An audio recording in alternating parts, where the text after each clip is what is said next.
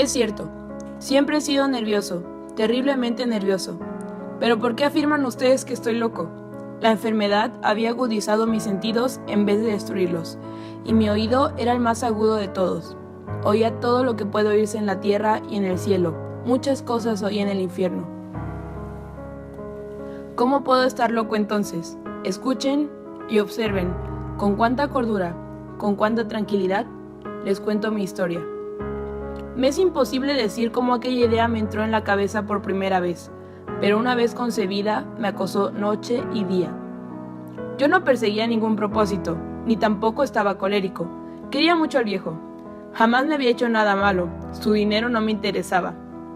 Pero me parece que fue su ojo. Sí, eso fue. Tenía un ojo semejante al de un buitre, un ojo celeste y velado por una tela. Cada vez que lo clavaba en mí se me helaba la sangre, y así, poco a poco, me fui decidiendo a matar al viejo y librarme de aquel ojo para siempre. Presten atención ahora. Ustedes me toman por loco, pero los locos no saben nada. En cambio, si hubieran podido verme, si hubieran podido ver con qué habilidad procedí, con qué cuidado, con qué precisión, con qué disimulo me puse a la obra. Jamás fui más amable con el viejo que la semana antes de matarlo. Todas las noches, hacia las 12, hacía yo girar el picaporte de su puerta y la abría tan suavemente. Y entonces, cuando la abertura era lo bastante grande para pasar la cabeza, levantaba una linterna sorda, cerrada, de manera que no se viera ninguna luz, y tras ella pasaba la cabeza. Ustedes hubieran reído al ver cuán astutamente pasaba la cabeza. La movía lentamente, muy lentamente, a fin de no perturbar el sueño del viejo. Me llevaba 1 hora entera a introducir completamente la cabeza por la abertura de la puerta, hasta verlo tendido en su cama. ¿Es que un loco hubiera sido tan prudente como yo? Y entonces, cuando tenía la cabeza completamente dentro del cuarto, abría la linterna cautelosamente. Cautelosamente iba abriendo la linterna. La iba abriendo lo suficiente para que un solo rayo de luz cayera sobre el ojo de buitre. Y esto lo hice durante 7 largas noches.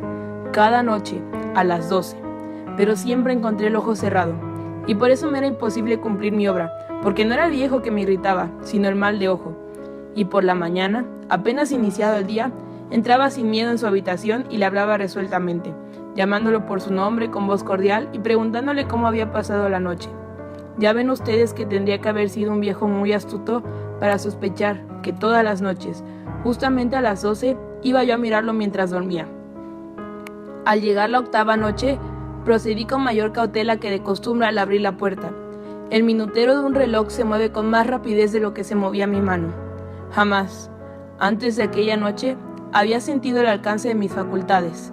Apenas lograba contener mi impresión de triunfo, pensar que estaba ahí, abriendo poco a poco la puerta, y que ni siquiera soñaba con mis secretas intenciones. Me reí entre dientes ante esta idea, y quizá me oyó, porque lo sentí moverse repentinamente en la cama, como si se sobresaltara. Ustedes pensarán que me eché hacia atrás, pero no. Su cuarto estaba tan negro, ya que el viejo cerraba completamente las persianas por miedo a los ladrones. Yo sabía que le era imposible distinguir la abertura de la puerta, y seguí empujando, suavemente, suavemente. Había ya pasado la cabeza y me disponía a abrir la linterna, cuando mi pulgar resbaló en el cierre metálico y el viejo se enderezó en el lecho gritando: ¿Quién está ahí? Permanecí inmóvil sin decir palabra. Durante 1 hora entera no moví un solo músculo, y en todo ese tiempo no oí que volviera a tenderse en la cama. Seguía sentado, escuchando, tal como yo lo había hecho noche tras noche. Oí de pronto un leve quejido y supe que era el quejido que nace del terror. No expresaba dolor o pena, oh no, era el ahogado sonido que brota del fondo del alma cuando el espanto la sobrecoge. Bien conocida yo ese sonido. Muchas noches, justamente a las 12, cuando el mundo entero dormía, surgió de mi pecho, ahogando con sus espantosos ecos los terrores que me enloquecían. Comprendí lo que estaba sintiendo el viejo y le tuve lástima, aunque me reía en el fondo de mi corazón. Comprendí que había estado despierto desde el primer leve ruido, cuando se movió en la cama. Había tratado de decidirse que aquel ruido no era nada, pero sin conseguirlo.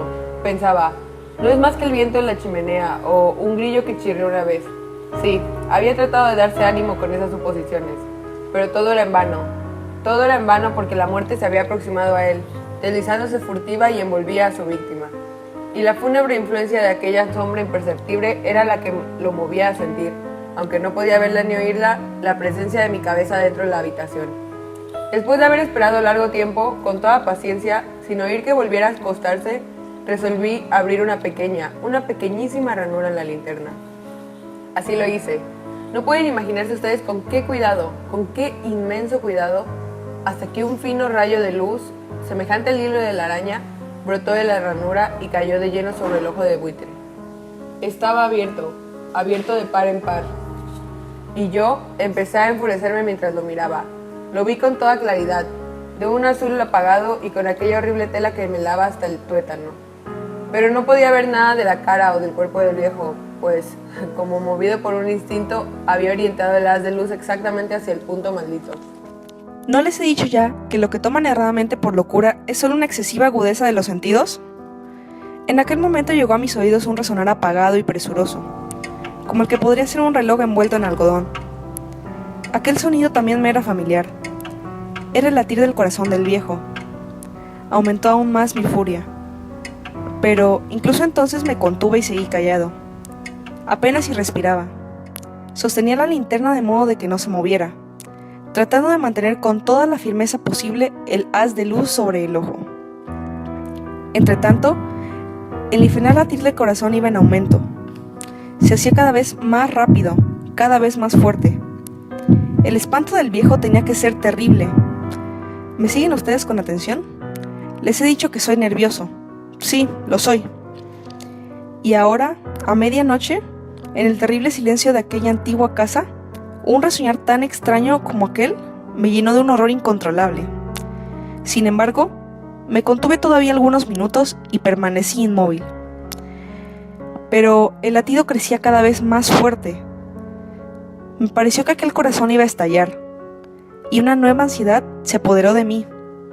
Algún vecino podía escuchar aquel sonido. La hora del viejo había sonado. Lanzando un alarido, abrí del todo la linterna y me precipité en la habitación. El viejo clamó una vez, nada más que una vez. Me bastó un segundo para arrojarlo al suelo y echarle encima el pesado colchón. Sonreí alegremente al ver lo fácil que me había resultado todo. Pero durante varios minutos el corazón siguió latiendo con un sonido ahogado. Claro que no me preocupaba, pues nadie podría escuchar a través de las paredes. Cesó, por fin. Dejó de latir. El viejo había muerto. Levanté el colchón y examiné el cadáver. Sí, estaba completamente muerto. Apoyé la mano sobre el corazón y la mantuve así largo tiempo. No se sentía el menor latido. El viejo estaba bien muerto. Su ojo no volvería a molestarme. Si ustedes continúan tomándome por loco, dejarán de hacerlo cuando les describa las astutas precauciones que adopté para esconder el cadáver. La noche avanzaba mientras yo cumplía con mi trabajo con rapidez, pero en silencio. Ante todo descuarticé el cadáver. Le corté la cabeza, brazos y piernas.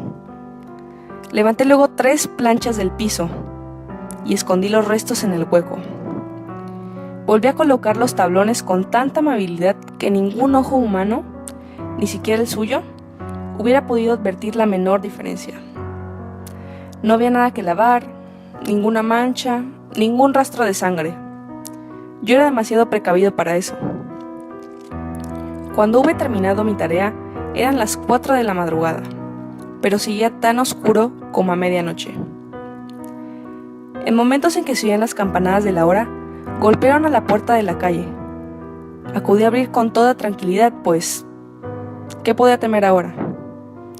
Hallé a 3 caballeros que se presentaron muy civilmente como oficiales de policía.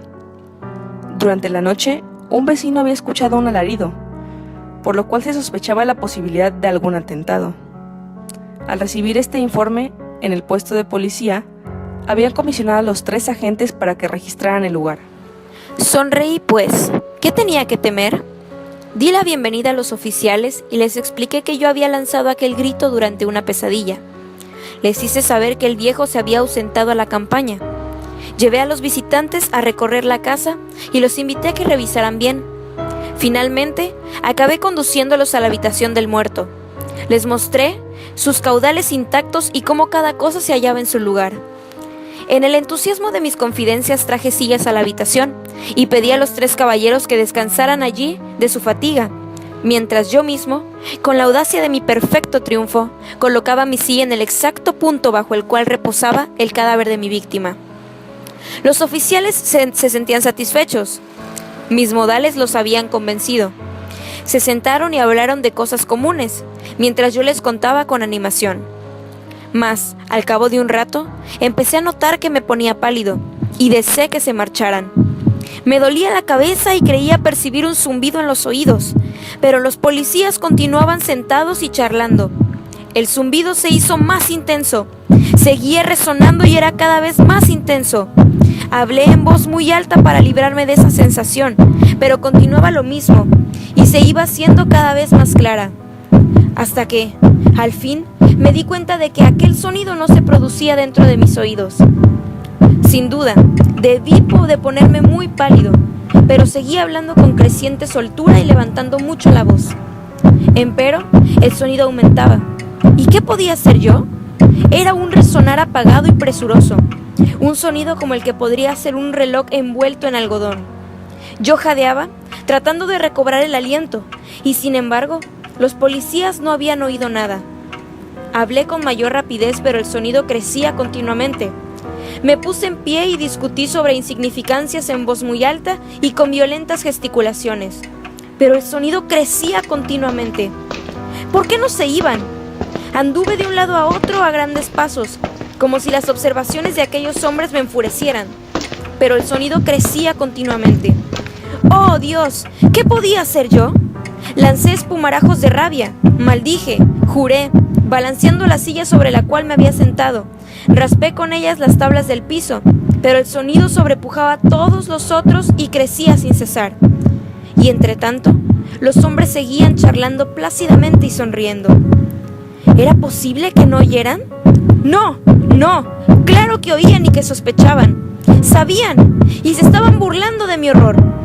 Sí, así lo pensé y así lo pienso hoy. Pero cualquier cosa era preferible a aquella agonía. No podía soportar más tiempo sus sonrisas hipócritas. Sentí que tenía que gritar o morir. Y entonces, otra vez, escuchen, más fuerte, más fuerte. Basta ya de fingir, malvados, aullé. Confieso que lo maté. Levanten esos tablones. Ahí, donde está latiendo su horrible corazón.